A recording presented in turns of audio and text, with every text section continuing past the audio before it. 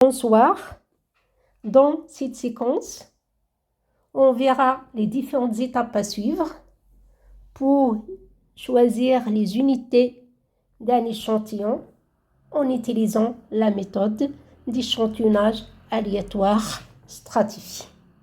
Cette méthode aléatoire stratifiée consiste à diviser la population totale en groupes homogènes, c'est les strates, donc strate 1, strate 2, jusqu'à la dernière strate,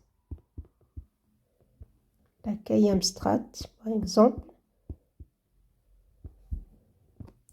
Une strate est un sous-ensemble de la population ayant des caractéristiques communes, donc des sous-ensembles homogènes. Ensuite, on choisit au hasard un sous-ensemble à l'intérieur de chaque strate. Donc, c'est le sous-ensemble de la strate 1. Donc, c'est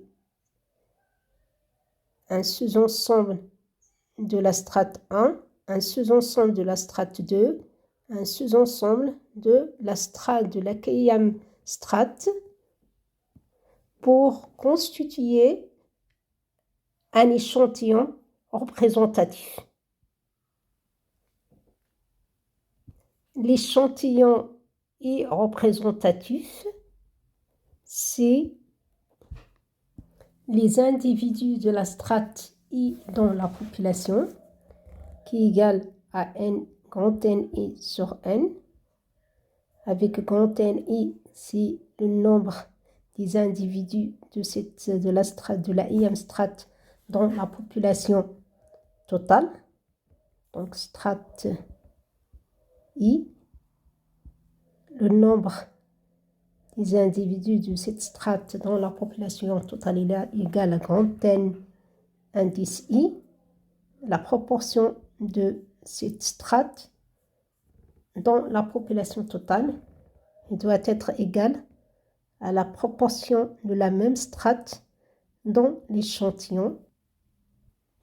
Si par exemple on s'intéresse à estimer le nombre moyen d'enfants par famille parmi les familles de la ville d'Agadir, et si on décide d'extraire l'échantillon en utilisant la méthode d'échantillonnage aléatoire stratifié selon le nombre d'enfants par famille, alors le nombre des strates doit être égal au nombre des modalités de la variable observée, c'est-à-dire de la variable nombre d'enfants par famille. Donc on divise la population totale, c'est-à-dire l'ensemble total des familles, en strates. La première strate, c'est l'ensemble des familles ayant 0 enfant. La deuxième strate, c'est l'ensemble des familles ayant un enfant. Ainsi de suite jusqu'à la dernière strate. Par exemple, si pour cette variable, nombre d'enfants par famille, on a les modalités 0, 1, 2, 3 jusqu'à 5. Donc, la dernière strate, ça doit être égal à l'ensemble des familles ayant 5 enfants. D'accord? Donc, parmi chaque strate, parmi les familles de chaque strate, je dois extraire une partie. D'accord? Une partie parmi les familles ayant 0 enfant, une partie parmi les familles ayant un seul enfant, une famille ayant 2 enfants, 3 enfants, jusqu'à 5 enfants. D'accord?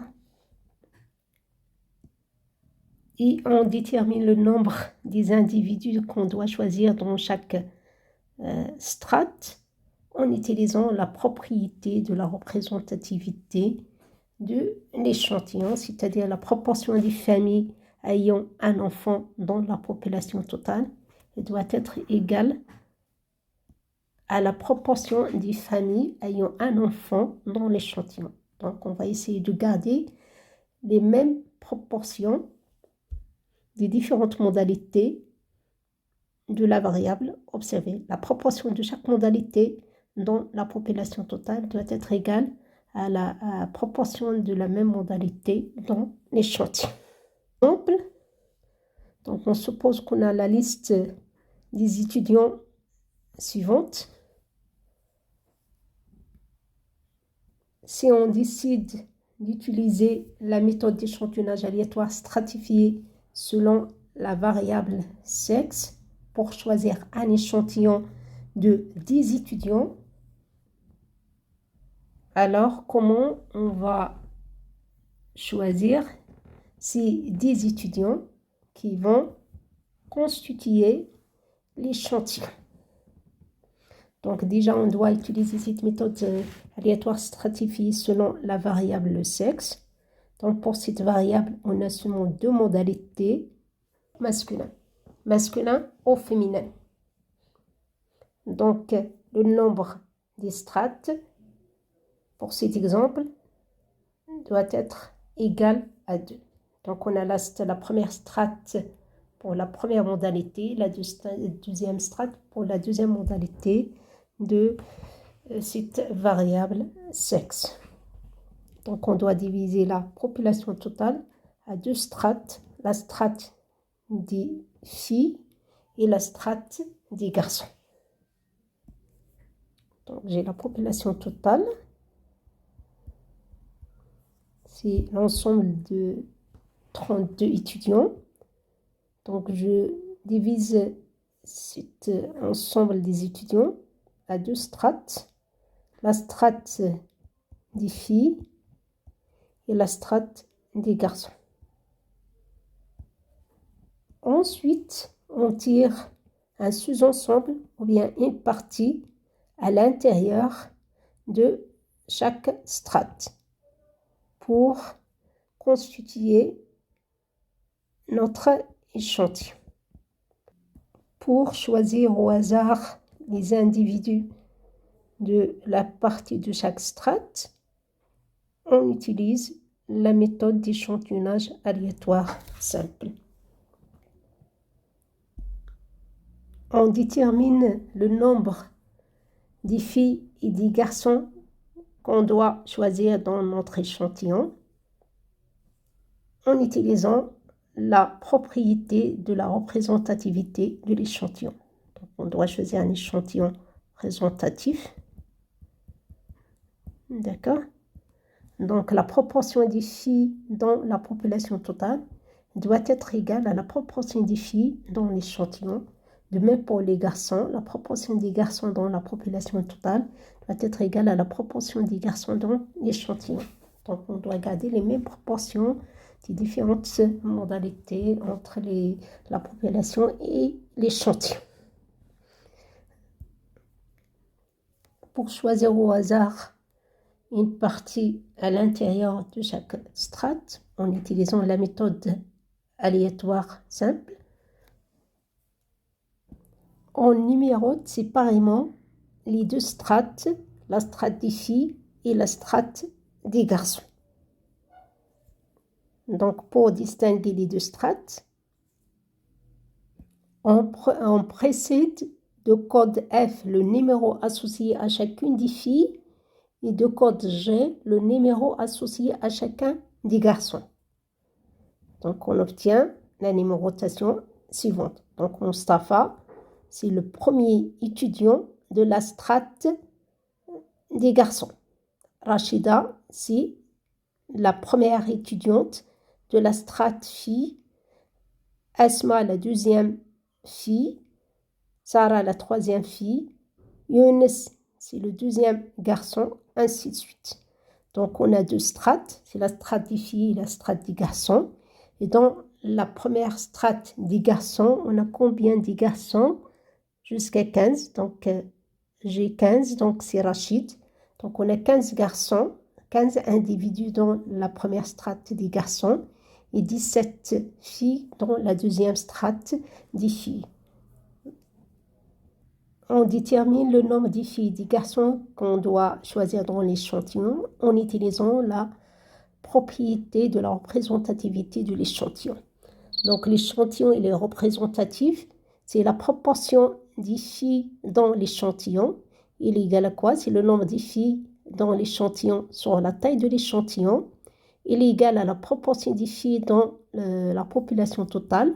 C'est grand NF sur 32, la taille de la population. De même pour les garçons, la proportion des garçons dans l'échantillon égale le nombre des garçons dans l'échantillon G sur la taille de l'échantillon, qui doit être égal à la proportion des garçons dans la population totale, qui est égale à grand NG sur 32.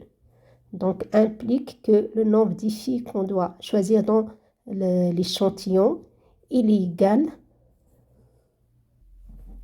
NF, il est égal à 10 fois le nombre de filles dans la population totale sur 32, qui est égal 10, le nombre de filles dans la population totale, c'est 17, on a 17 filles sur 32. Donc, on trouve qu'il est égal à 5,3125. Donc, de même pour les garçons, la proportion des garçons dans l'échantillon, sur la taille de l'échantillon, il est égal à le nombre des garçons dans la population totale sur la taille de la population totale, implique que le nombre des garçons qu'on doit choisir dans l'échantillon, il est égal à 10 fois le nombre des garçons dans la population totale sur 32. Donc, il est égal à 10 fois le nombre des garçons dans la population totale. Parmi la liste complète des étudiants, on a 15 étudiants. Donc, c'est 15 sur 32. Donc, il est égal à 4,6875. Donc, bien sûr, le nombre des filles est égal au nombre entier le plus proche de cette valeur, 5,3125, qui est égal à 5. De même pour le nombre des garçons, égal presque à 5. On doit choisir le nombre entier le plus proche de 4,6875, donc c'est 5. D'accord? Donc finalement, on doit choisir 5 filles et 5 garçons dans l'échantillon d'une façon aléatoire en utilisant la méthode aléatoire simple. En utilisant par exemple la table des nombres au hasard.